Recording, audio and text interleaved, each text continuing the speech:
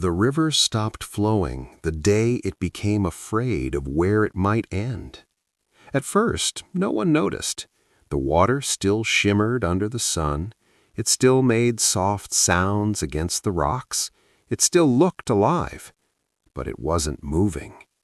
Deep inside, the river had made a decision. I will not flow anymore. Because somewhere along its journey, it had heard stories of rivers that disappeared into vast oceans, losing their name, their identity, their very existence. "I don't want to vanish," the river whispered. "I don't want to become nothing." So it held itself back. It stayed where it was, curving around the same stones, touching the same banks, repeating the same gentle ripples. Days passed, then weeks. At first, it felt safe, peaceful, predictable. Nothing unknown, nothing scary. "This is better," the river told itself. "I am still me. I am still here." But slowly, something began to change.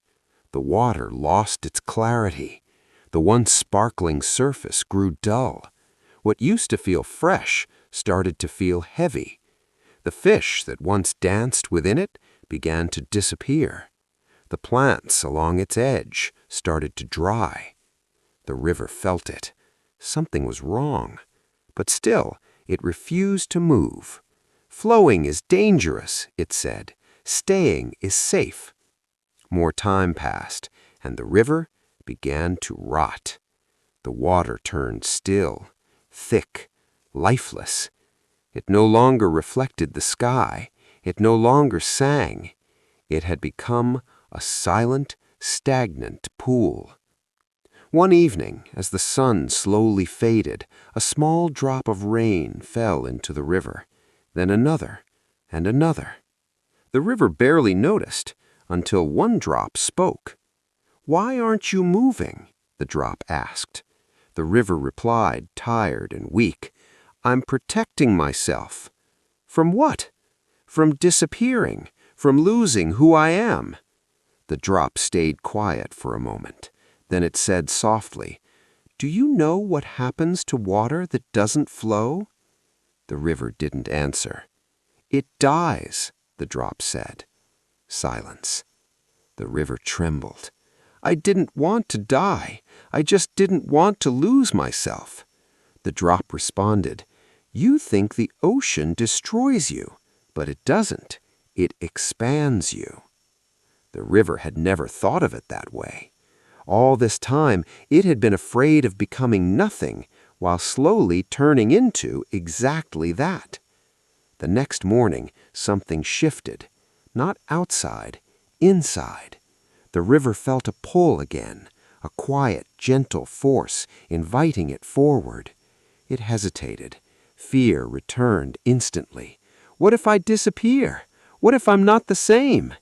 But this time, another thought rose stronger. What if staying here is what destroys me? For the first time in a long time, the river moved. Just a little, a small push forward. It felt strange, uncomfortable, uncertain, but alive. The water began to clear. The sound returned, a soft flowing whisper, then a steady rhythm. The river kept going, faster now, stronger, leaving behind the place where it once stayed trapped. Days later, it reached something vast, endless, powerful, the ocean. For a moment, the river froze again. "This is it," it thought. "This is where I disappear." But as it touched the ocean, something unexpected happened. It didn't vanish. It didn't lose itself. It became something greater, wider, deeper, infinite. The river was still there, but now it was part of something limitless. And in that moment, it finally understood. It was never meant to stay small. It was never meant to stay safe. It was meant to flow. Because sometimes what you fear will end you is the very thing that will transform